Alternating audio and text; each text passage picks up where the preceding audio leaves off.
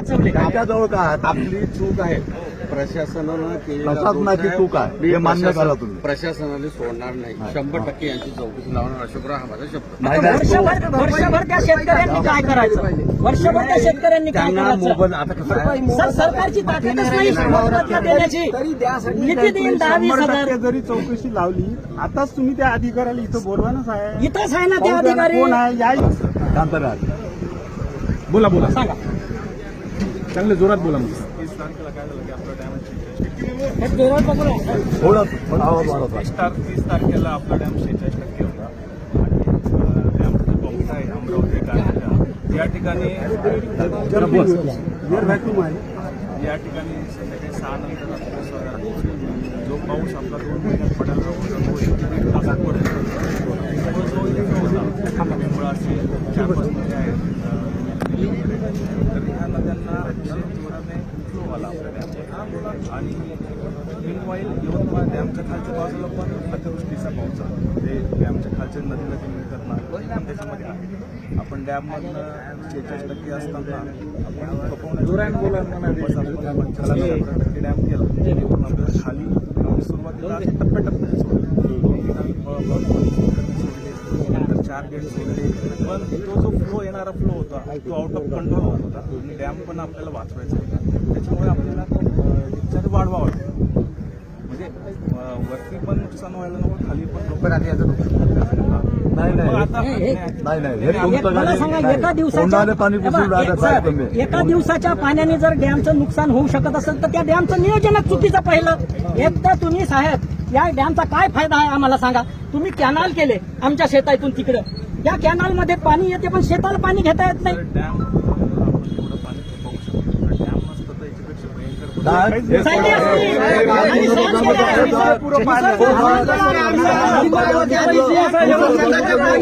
तुम्ही काय सांगता ते? पाणी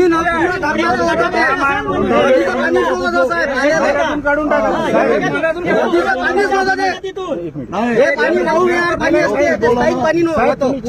46% पाणी असताना जेव्हा तुम्ही ते पाणी थोपवण्याचा जो प्रयत्न केला ना तो निव्वळ बालिशपणा होता ना.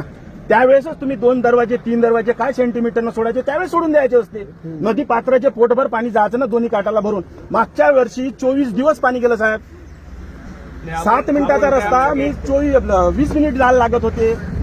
24 दिवस पाणी चाललं. 24 दिवस नदी पात्रातून जाणं येणं सुद्धा बंद होतं मागच्या वर्षी. तशी या वर्षी का नाही परिस्थिती केली? तुम्हाला वरच्यावर हवामान खात्याचे मेसेज तर एकच आरोप आहे याचा एकही अधिकारी डॅमवर नव्हता. सरळ आहे आणि यांनी हाय हॅलो करून फटका उघडून दिला. मी पाणी सोडलं तेव्हा होतो आमची एसी सुद्धा होती. नाही असले साहेब पण यानं जो युक्तिवाद केला हे तो चुकीचं आहे. युक्तिवाद एका दिवसात धरण 46% पाणी होतं 17% गेलं आणि आम्ही थोपवण्याचा प्रयत्न केला. मॅडम हे खरी बांधलंच काय म्हणजे विचार करण्यासाठी आमच्या गोष्ट आहे. करोडो रुपयाच्या आपण जमिनी त्याला करतो का? घेतल्या. कॅनाल केले तर पाणी देत नाही. त्या धरणाचा उपयोग काय? अरे इथून निघते वर्धेत घुसतोय. मग काय नाही हे कॅनल केलं ना तर कॅनलचं पाणी सुद्धा शेताला भेटत नाही. पाटसरे नाही. कायच्यासाठी धरण केलं तुम्ही? आणि लाभ क्षेत्राच्या जमिना या क्षेत्राच्या जमिनीमध्ये खरेदी विक्री होऊ देत नाही. आणि भानगडी करून ठेवल्या. मग धरणच काय नाही झक मारायला केलं कोणा केलं त्यावेळेस तर. नातेवाईकाच्या नावान करतायत ना लेख राहिले देत आहेत. किती भांडणं लागली त्या लाभ क्षेत्रामध्ये ते काढून टाका ना जिथे पाणी नाही देत तिथं. अरे शेतकऱ्याच्या फायद्यासाठी केलं का नुकसानीसाठी केलं? याचा पहिले विचार करा. तुमच्या एका हे जे नुकसान झालं ना हे भरून मग कसं निघणार निघणार आहे. आहे? वर्षभर उपाशी सर या पूर्ण डिपार्टमेंटचा 1 वर्षभर पगार बंद करा आणि ते पैसे या शेतकऱ्याला वाटा. मजाक समजून राहिले का? हे शेतकऱ्याच्या जीवाशी खेळते हे. सकाळी जवळपास 3:30-4 वाजता काहीतरी पाणी सोडलं अंदाजे बरोबर आणि नंतर दुपारी पुन्हा आलं त्याचं पाणी बंद केलं. मग केव्हा पाणी त्यात काही शिल्लक नव्हतं राहिलं का? नदी पात्रापासून 40 फूट खोल आहे. हे आमची माणसांची जमीन आहे. पूर्ण गावाला वेळा पडून जाते त्या. 300-400 शेत आहे. शेताहून 25 काहीच नाही झालं ना. मला सांगा तुम्ही 20 गेटच्या ऐवजी जर 10 गेट 8 घंटे सोडले असेल तर 16 घंटे 20 घंटे सोडले असते तर धरण फुटत होतं का?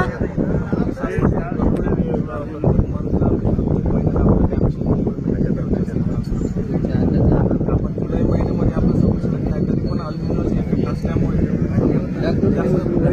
अरे भल्या माणसा शासनाचा अरे आता इथून पुढे पाऊसच येणार नाही. काय ऐकता हो? इथून पुढे पाऊसच येणार नाही. मग ते धरण सोडलं पाणी गावात नव्हतं येत का? हा आता तुमचाच नाही, आता तुमच्याच इथून पुढे अभ्यासाचा गेली शब्द नाही. साहेब पाऊसच येत नाही. मग काय तुमच्या करणार तुम्ही? ज्ञानाचाच विषय. तुम्हीच म्हणलं का आता धरणाची आपल्याला लेवल मेंटेन ठेवायची असते, बरोबर आहे. मग मला सांगा, धरणाची लेवल मेंटेन ठेवायची होते. यवतमाळ जिल्ह्यात रेड अलर्ट जाहीर झाला, सगळं झालं. तुम्ही तिथं स्वतः हजर होते, तुमचे ते सहकारी पण तिथं हजर होते.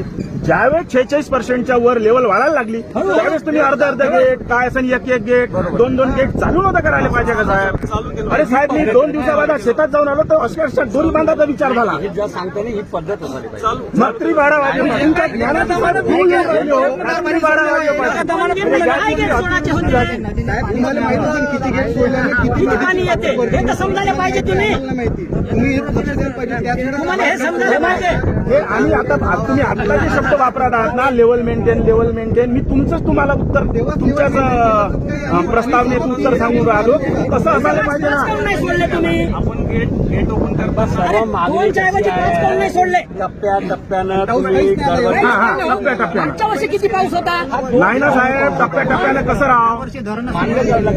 आम्ही जेव्हा सकाळी 5:30 वाजता उठलो ना, तर आमच्या गावाशेजारी पाणी आलं होतं.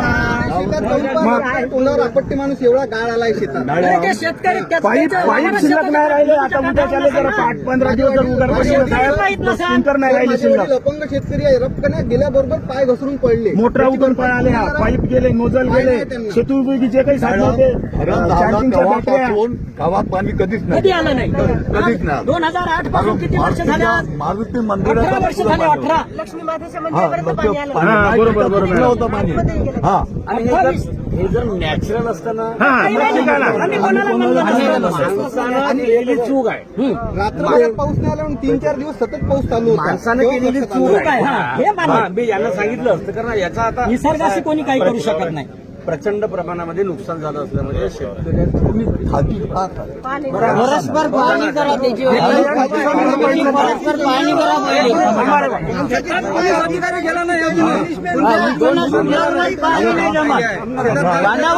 बांधावर जाऊन पाणी करायला नुकसान भरपाई. बांधावर जाऊन पाणी करायला पहिले त्याला समजायला पाहिजे. 12 महिने त्यानं कसं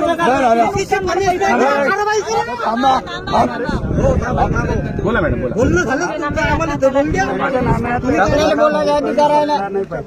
प्रत्यक्ष पटवाऱ्याला पाठवा. बांधावर येऊन पाणी झाली पाहिजे प्रत्येक शेतकऱ्याच्या. बालुती पटवारी आलाच नाही अजून.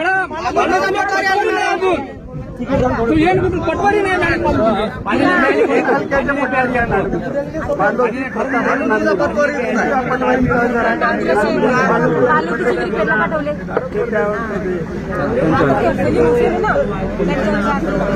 नाही, पटवून आली होती 5:30 वाजता आली होती साहेब. अरे थांबा ना.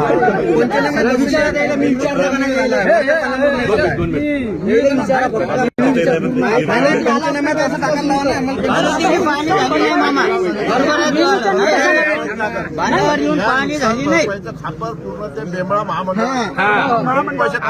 डिपार्टमेंटला पैसे भरा. आम्ही पंचनामे करतो आणि उद्याला 100% आपलं एक निवेदन तालुक्यात पावसामुळे नुकसान नाही झालं. फक्त बेंबळामुळे नुकसान आहे. आमचं म्हणणं ते असं. नाही, बांधावर तुम्ही आमचं म्हणणं एकच आहे. मॅडम, इथून आज नुकसान भरपाई काही इथं नका देऊ.